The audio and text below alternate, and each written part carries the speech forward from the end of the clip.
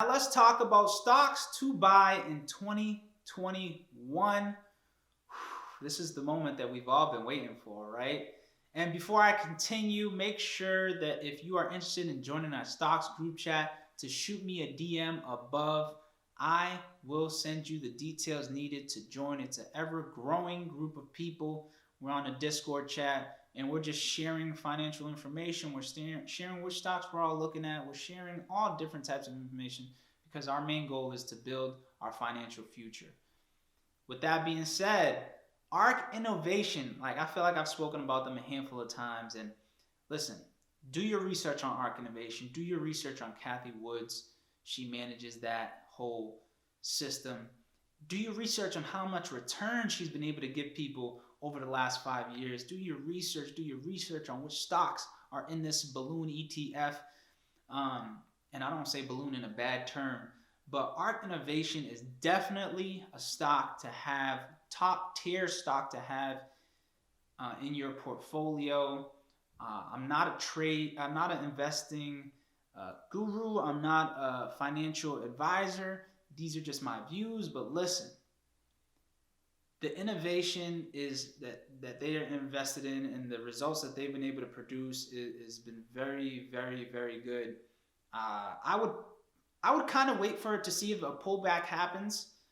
Let's say if you have let's say $600, you got $600 from your stimulus check, and you're trying to see where you should put it. I would put maybe 100 to 200 into it. If it pulls back, put another 200 into it. If it pulls back or goes up, maybe throw that other 200 into it. Kind of split it up. Maybe you shouldn't be putting all your 600. This is if you're diversified already. If you're just starting out, shoot me a comment below, and I'll see if we can get a better plan. Or maybe you could just listen to the other stocks and split it all up. But listen, ARC Innovation is their next, and Kathy Wood says that the next FANG stocks is the genomics, which I don't really understand genomics, but I understand being able to cure diseases, being able to cure blindness in children, infants. I understand, bioscience. Not that I understand it like I'm a professor, but like I understand that there's certain things that you can do to genes, and when you get all the sciencey, stuff can be corrected at that level. I think that's pretty simple for me to understand.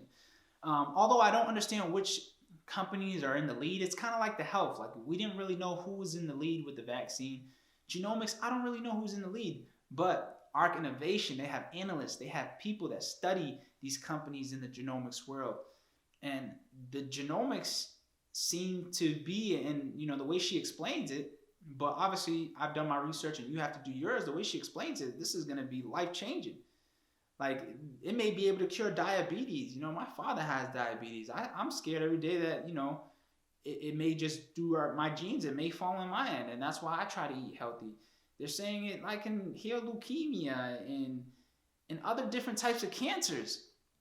So with that being said, I'm not going to fight. I guess you could, if you want to take the most risk, you can invest in a specific genomics company, but ARK Invest is already doing most of the work. I'd rather just roll my money into that and let them do work. They also, they also have Roku, they have Square, they have Invite. I don't know if I'm saying that right. They just sold off all their Slack because Slack was bought by Salesforce. ARK ETF, I think, is just, if you're not even if you're a beginner, I think that if you have money and you want it to just spread a little bit differently, I think ARK ETF should be in your portfolio. That's just my thought. It's in my portfolio. I'm going to continue to, add more shares because over the next 5 to 10 years, I think that this ETF will be the biggest game changer of my life. Ooh, that's a big statement to say, but I really do think because they're just so spread out. They also have Tesla. Like I didn't even mention Tesla. They got Spotify, another game changer. Like there's just so many different great stocks in this ETF that I just think that you need to have it on your watch list. That's just how I feel. Next is going to be Ally Financial. Now, I've mentioned Ally Financial in the past, but the pandemic really pushed the car industry into a different type of realm, a different type of world. They had to go online. People couldn't go to the dealerships. People couldn't do this, couldn't do that. Now people are buying cars online like nothing. They're not even like going to the dealership. They're not spending 2 hours at the dealership no more. They're going online, checking out the pictures, checking out videos, setting up a little test drive, and boom, with a few clicks, you can buy a car. A 2-3 hour session at the dealership now turned into maybe a 20-30 minute decision. You're looking at pictures from 100 million different angles. You're looking at videos, 360 views. Technology has pushed us forward. The pandemic has pushed us forward. So what are people going to do? Inventory is low, so they say. Obviously, because a lot of factories were down. But because of all this, you spur up companies like Carvana, which get funding from an Alley Financial. A lot more people move to the suburb. They need to buy more cars, so they need more funding. All these things make a difference. And like I said, the bacon industry has been getting hit for so long because everybody is still scared. I mean, some people are still scared that, there's going to be some form of collapse. It's very hard to tell for me at this point. I don't have any inside information, so I don't know. It's really a 50-50. But I think Alley Financial is definitely a stock you want to have on your watch list because more people driving on the road, more people are going to need funding. If there's supply, there's demand. If there's demand, get some supply, you have a very good market. Starbucks is the only coffee company you can really buy that has a brand name, and it makes me wonder. We lost Dunkin' Donuts to high up company, and that brought everybody's price point up to 106. Luckin got ditched out the window last year, or this year when they were lying on their financials. So it makes me wonder, every time I drive by a Starbucks, I always see a line. Every time I go into Starbucks, I gotta wait a handful of time. The service is good. Coffee, people seem to really love it. And, I think that with Dunkin' Donuts going to a big chain company, because the company that bought Dunkin' Donuts owns other chains, I just think that it kind of hurts the value of just the products. And hopefully it doesn't, because I'm a New England guy and I love Dunkin' Donuts, but it's just Dunkin' is not the same. Obviously, they're going to try to find ways to cut costs. When you're that big of a company, you're trying to find ways to cut costs, trying to do things more efficient, and sometimes that hurts taste. I think Starbucks, unless we get some new company that rises from the gutter, I think Starbucks may be something you want to be looking at, because people have not let up on Starbucks. Some people spend $500 a month on Starbucks. Some maybe more.